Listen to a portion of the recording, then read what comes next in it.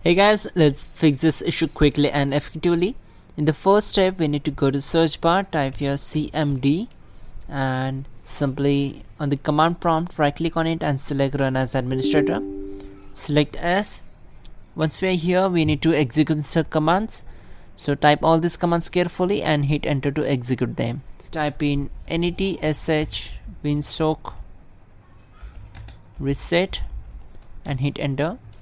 Then type in ipconfig space /flush DNS.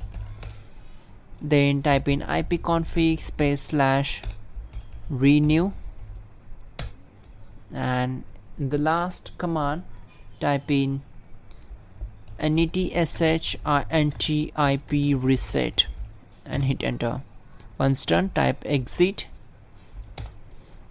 and simply we need to right click on the start icon, go to device manager.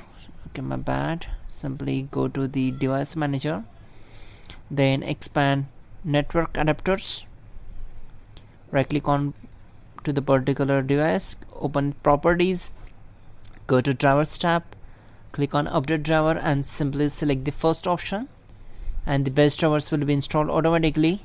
Once done, just close all windows one by one and open the control panel.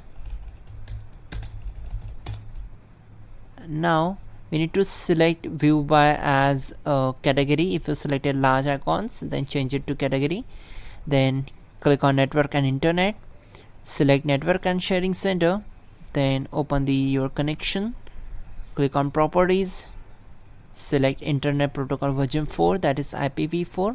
Just select it, right click on it, or you can just click on properties, and you need to select the option obtain an IP address automatically. Again, obtain DNS server address automatically, and click on OK. Simply restart your system and your problem will be solved. That's it guys. You can also check out our description link to fix this issue quickly and effectively, and yeah, you're good to go.